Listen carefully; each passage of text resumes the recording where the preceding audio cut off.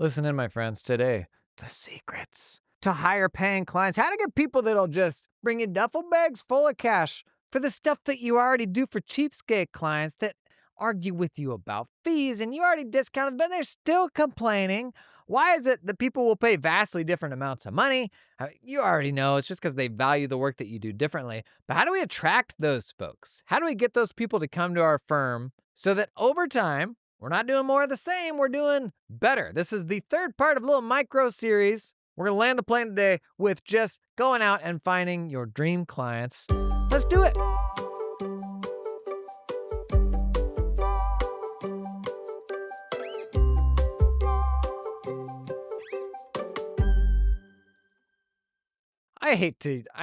I'm sorry that I'm using a three-legged stool analogy because I hate analogies like this because stool dynamics do not ultimately prove any point that you're making, guy. But forgive me because it works here. First leg of the stool, we talked about fulfillment, getting the work done. Second leg, lead volume. Third leg, what we're talking about today, lead quality. And oftentimes, this sort of framework is framed where the third leg is your close rate, the frequency at which you can actually convert a lead to a sale. But the framing here, like, that doesn't really make sense. In fact, that's an awful goal to have. I once worked with a person that took a tremendous amount of pride from having closed like every person that he had ever sat down with. And he's like, that means I'm the greatest salesperson of all time. And I'm like, no, that means that you're just giving more away than anybody else is. Do you want to be the Hershey bar or you want to be the Toblerone? Yeah, in the checkout line where it costs twice as much. And maybe the ingredients are a bit better, but a lot of that's perception, right? I don't want to give you a bigger chocolate bar. I just want you to pay more for the chocolate bar I got, all right? So, lead quality. What does it feel like when you are doing this right? And what does it feel like when you just aren't? If you're over-reliant on this, i.e. over-investing in it, it's probably going to mean a low lead volume and a high concentration risk.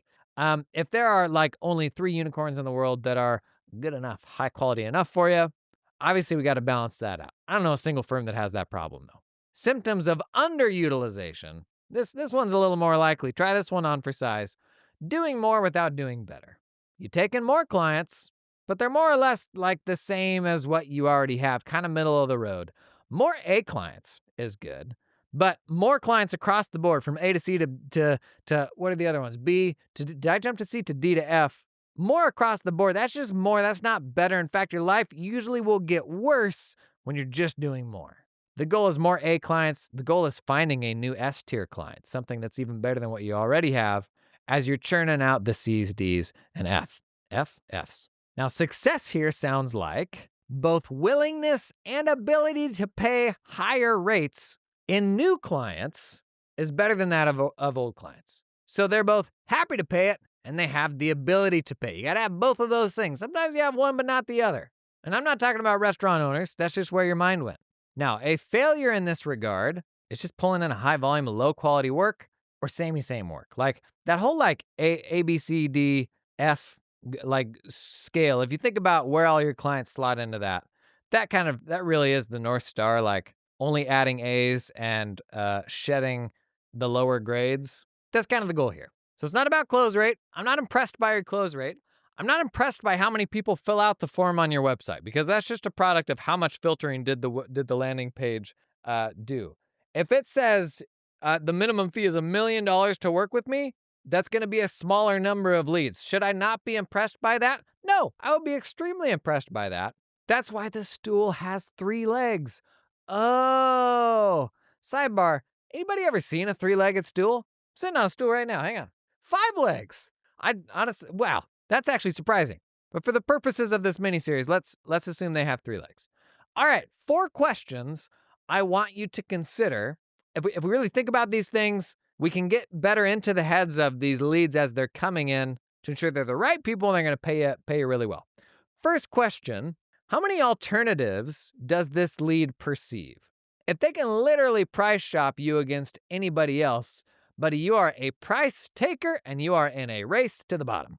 This is arguably the case for referrals, for people who are like, yeah, no, use my person, like this is who they are. Now, not all referrals are made the same. Some are fervent where they're like, this is the only person for taxidermists. But when you're taking a referral, like, you will still get price shopped oftentimes. In my experience, while a referral is oftentimes better than nothing, it's far from being perceived as a leader in the specific thing that that business does. Because I can tell you, every business owner thinks their type of business is unique, that they are snowflakes. And if you disagree, look in the mirror, buddy. You can't apply general business wisdom to running an accounting firm. If you only knew. If you only knew how bad our tax software, if you only knew that everybody does this, man. Like whether it's real or not, the answer is somewhere in the middle. But we think that our businesses are perfect and unique, just like everybody else does. I hope for my sake that there is something different about it because here I am talking thought leadership about running accounting firms, but we will look at everybody else's business in these domains that we don't know, like we haven't seen enough of them to understand what makes them unique.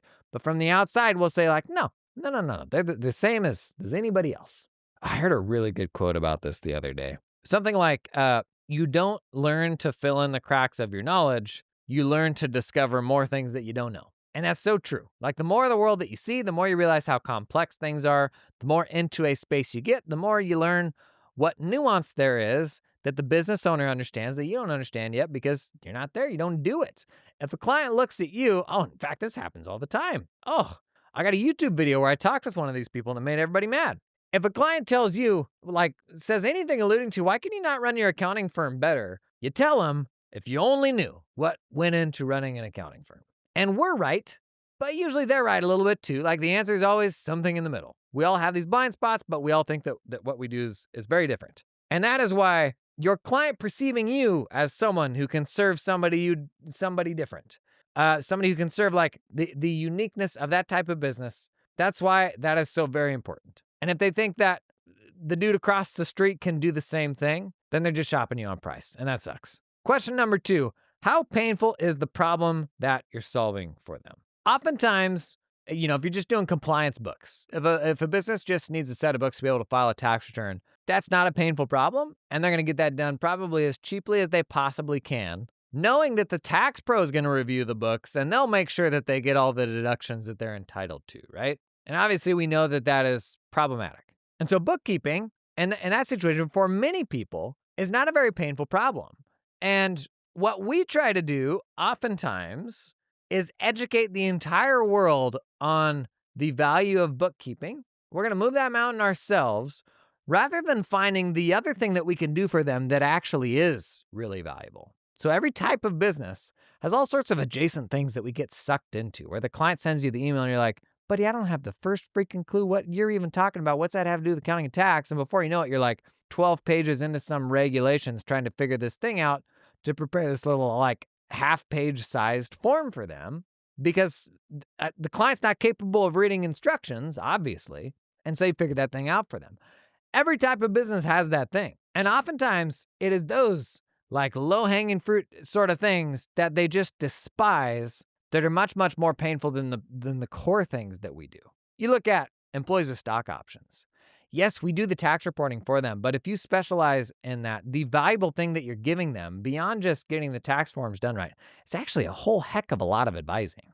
Your understanding of it and the tax implications of the different things that they may do, that's really, really valuable. That's what's keeping them up at night, is not having an advisor to know how to navigate that stuff. Easiest way to find the most painful pain that you're solving inside of your firm is to look at who are my happiest clients who are happily paying me top dollar and why.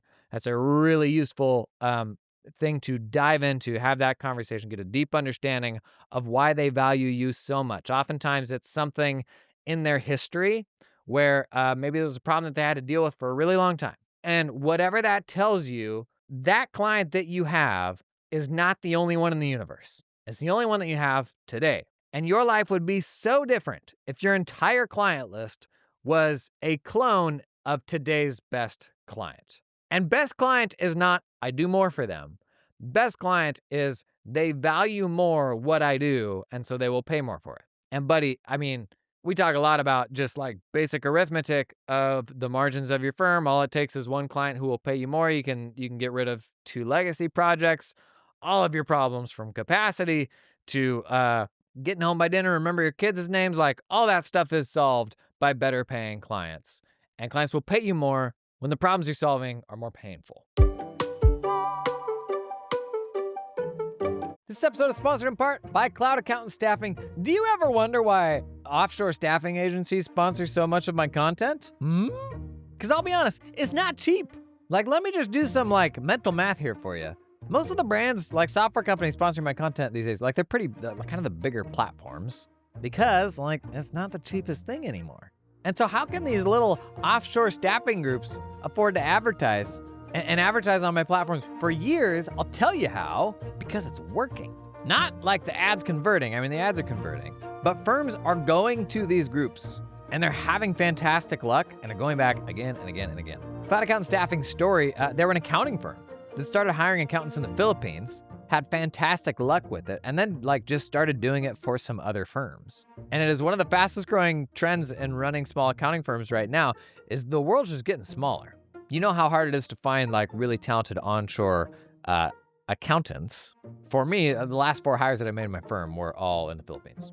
If you want to work with a group that feels like an accounting firm that's going to help you find people, because that was truly Cloud Accountant Staffing's origin story, it's worth checking them out. Linked cast down in the show notes. Today's episode is sponsored in part by Canopy, the practice management system. Canopy, they're one of the earliest, really solid cloud PMs that the accounting space got. And they continue to somehow be very progressive and kind of at the leading edge of cool new stuff. Unlike a lot of very early cloud tools where they just kind of end up looking long in the teeth. Man, Canopy has one of the, if not the most complete feature sets in the biz, and everything that they've got in their practice management system, just super polished, super professional, something you can proudly put in front of your clients, and your clients not have to be give you some grace because they just expect that the tools that you use will suck. Oh my gosh, how long has that been a problem in the accounting industry where they're like, yeah, it's cute. Oh, wow, look at that portal. I'm just impressed my accountant has a portal. Well, it's no, we should have really good tech that is professional and works as well as any other apps that person uses. That's been my experience with Canopy, just polished from end to end. One of the most comprehensive systems out there. To learn more about Canopy, check out the link down in the show notes. Can you build an accounting firm only ever talking about bookkeeping and tax? You absolutely can. You truly, truly can. But the fact that you can does not mean that that's the most optimized path to finding people who will pay you even more. That's the goal, man. Third question to consider, do they have the money to pay to solve it? Again, I didn't bring up restaurant clients. That was your mind that went there. If you're thinking about where to specialize, this is a big consideration. It's why 80% of accounting firms' specialization is dental, because they've got the money to pay for it, and they could honestly care less about the books. They want to be chairside. Sometimes you will get down into a space and you just realize the money's not there. In fact, I've talked with folks that serve creators and streamers and stuff like that, and that's just really hard because as visible as those things are and as cool as they can be, there's just not an abundance of money there for professional support. And maybe there's a level that you just haven't gotten to yet, a scale of business there that can justify that. Oftentimes there will be a threshold below which you can do, kind of digital products and thought leadership and all that, but you're not going to take them on as a one-on-one sort of ongoing client. But it's definitely worth getting those people in the pipeline so that when they do develop, they can come on board. There are also people who do have the money to pay, but will pretend that they don't. And that goes back to question number 2. It's just because they don't value what you're doing enough. And it's not generally because they're bad people. It's because the problems that you're solving are just not super painful, or they once were, and over time you've done such a good job that they no longer feel it as painfully as they once did, and they forget that pain and they don't value you as much. That's a really sad one, but it's kind of human nature oftentimes. So number 1, how many alternatives do they perceive? Number 2, how painful is the problem you're solving? Number 3, do they have the money to pay? And number 4, have they gotten a taste? There's a reason the drug dealers give you the first one for free. It's a proven model that has worked for decades. But accounting firms, these days, the vast majority of accounting firms will only bother taking on a client if they're bringing them everything. But the reality is, we talked about this yesterday on the lead volume episode. You will oftentimes find your way into better clients when you sell something that their current provider won't do. And this is because you're able to do this one-off project with them while they still haven't dumped their current provider.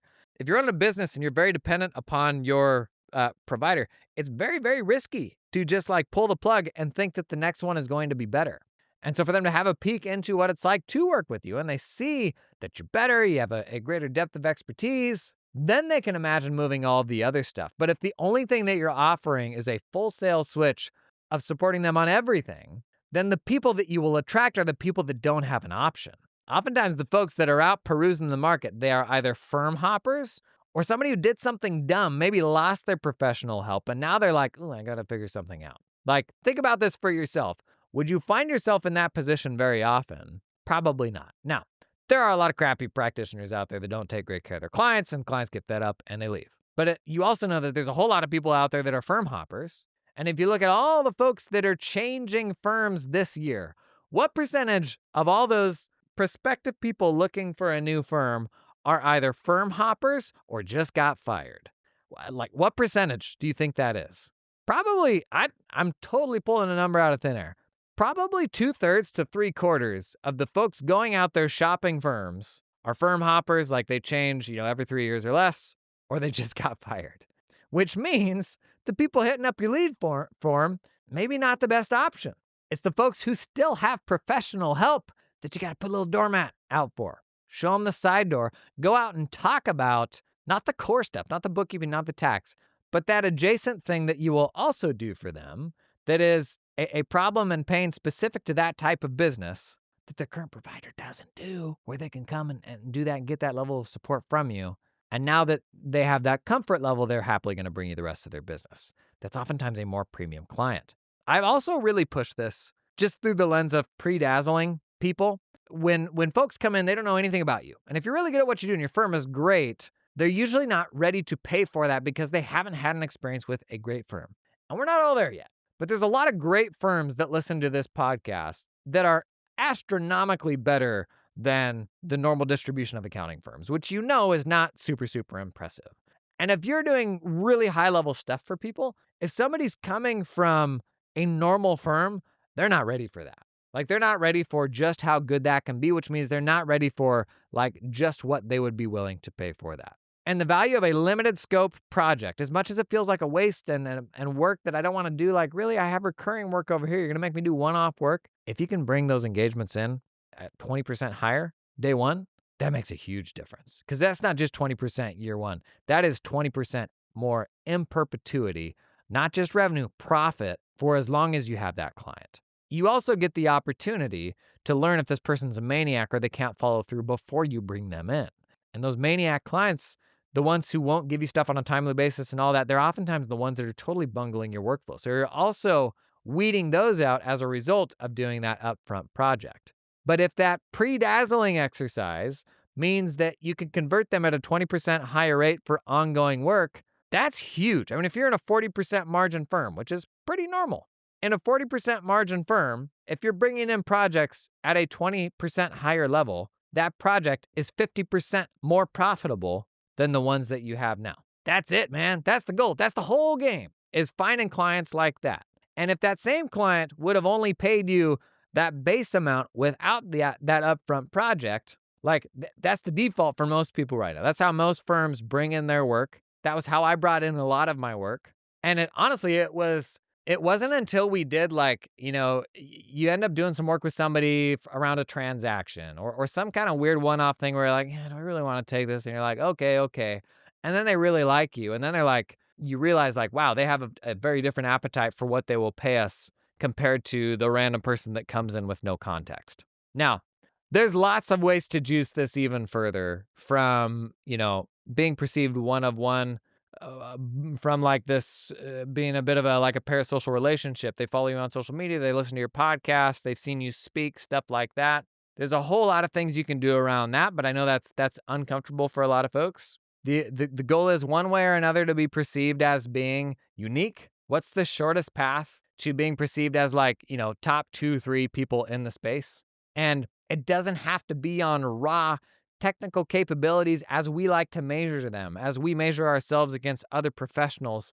Oftentimes, even though this is kind of wrong, it is just a product of persistence, of always being there, of being the first person that people think of within that space because they heard you on the podcast, because they heard ads or they saw ads in their favorite industry newsletter. we all want this to be like a meritocracy, like for the folks who are the technical biggest brains to always win. The reality is like that's just not how it works. Does it make a difference? For sure.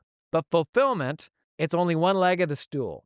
And how good you are at the technical stuff is one pretty small part of that leg, I hate to admit. The operations, the efficiency, the getting the work out the door, the like helping the client in a compassionate way where they leave with a smile on their face, like that is really good fulfillment. But if all of our extra time goes into CPE for technical training, not only are we missing the other two legs of the stool, we're missing like 80% of the fulfillment leg because it's not just about the technical. Do you have to have it? Yes. Do I wish that was 100% of running an accounting firm? I honestly do, because there's like a certain purity to that of like, it's the thing that we take pride in, the technical abilities. But it's not the thing that gets you home in time for dinner. And daddy's got to eat. I'm sorry. I shouldn't have said that.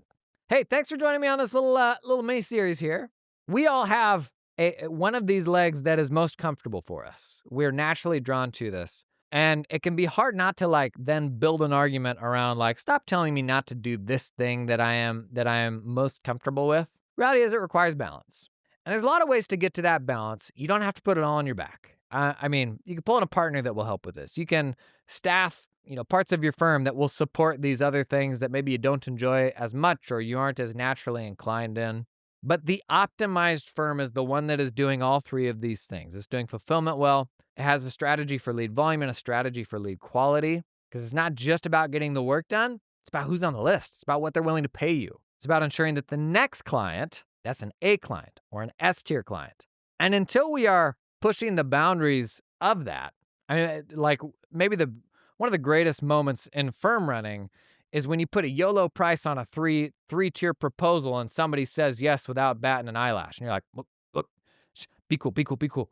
Okay, nope, sounds good. Talk to you Monday. And you're like, oh, I didn't realize that this universe existed, but I'm here now, and I want to meet some of this person's friends. For me, I had several layers of that in my firm running journey, where like, if I had looked back 36 months before, I'm like, wait a minute, what? That's impossible. But there's always a bigger fish. Like, accounting firms are just a big old food chain. There's always a bigger fish. Don't ever tell yourself that like, we're here, we're comfortable, we're going to serve these people until the end of time. You certainly can do that. But in my experience, it gets hard. Like, that is the path to burnout, because you end up doing more, not doing better.